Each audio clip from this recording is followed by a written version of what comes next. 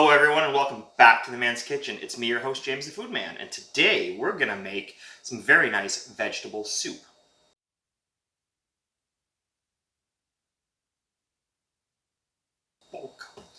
Now if you follow us on Instagram, Twitter, or Facebook, you would notice that recently I posted some photos after Super Bowl saying, hey, this is what you could do with your after Super Bowl vegetable tray. Make a nice vegetable soup. And that vegetable soup in that picture I made last fall when I did my vegetable tray video. I chopped it all up afterwards, made a soup out of it, and my wife's been like, hey, make that soup for a video, dumbass. So that's what we've got. We've got an onion, which isn't really a vegetable that you would have in your vegetable tray to use up, but you're going to add an onion to the soup because onions rock.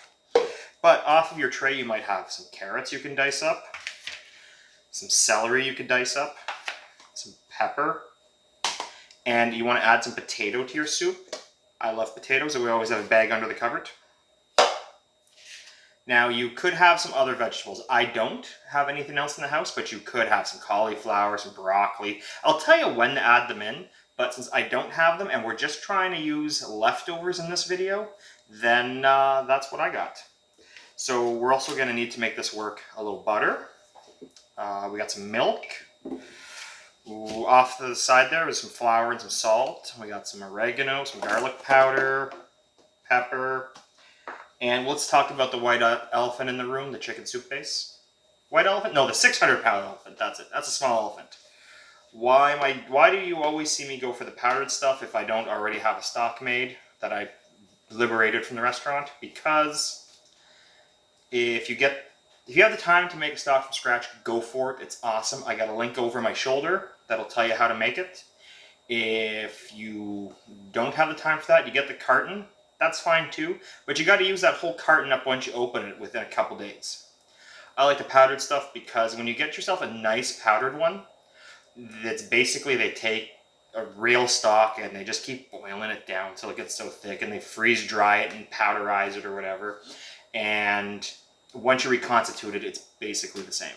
So that's why I like to go with this. Now let's hop on over to the stove and let's whip this up. Start in your pot, get some oil in there, heat it up, add your vegetables, the mirepoix vegetables, onions, carrots, and celery. Cook them down for about 3 to 5 minutes. Get them a little tender. Start tenderizing them.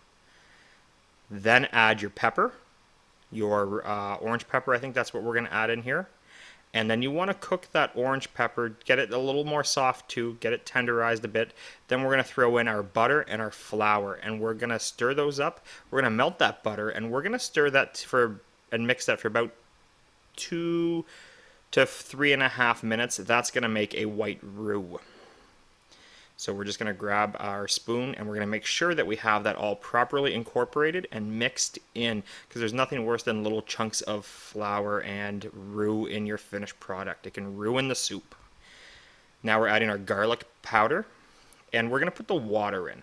Because like I said earlier, we're making our stock with base, so I put a little bit of the water in so I could water down the roux and mix it up before I threw the rest of the water in.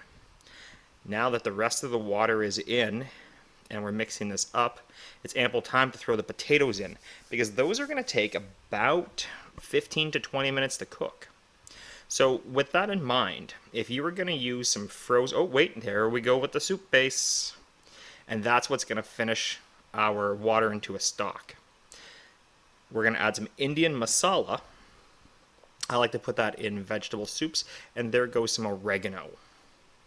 Salt and pepper, please. Come on next. Now, like I was saying, with the potatoes taking about 15 to 20 minutes, I would wait till about 15 minutes before I put in any fresh cauliflower or broccoli. You don't want to cook those too long and give your soup that cabbagey kind of flavor you get from overcooking those vegetables. Unless you like cabbage soup, then go for it. Okay, make sure you taste it as you're adding ingredients, because when you add something like, say, potatoes in, they can suck the salt and you might have to add more salt. Now that we're nearing the end of the soup is a good time to add frozen vegetables like peas and corn, or peas or corn. That'll also bring down the temperature of the soup, making it easier for you to taste it. See how I had to add some salt there? And yes, it does taste better now.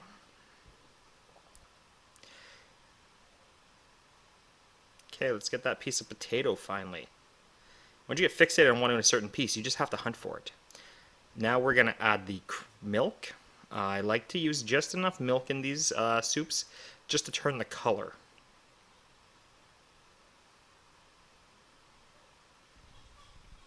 Okay, now that the color of the soup has been turned, all we need to do now is to adjust our final seasoning, and then we are finished.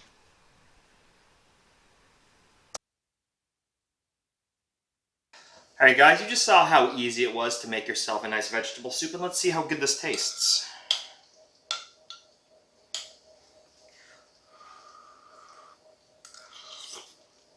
Mmm. It's nice and rich and hearty.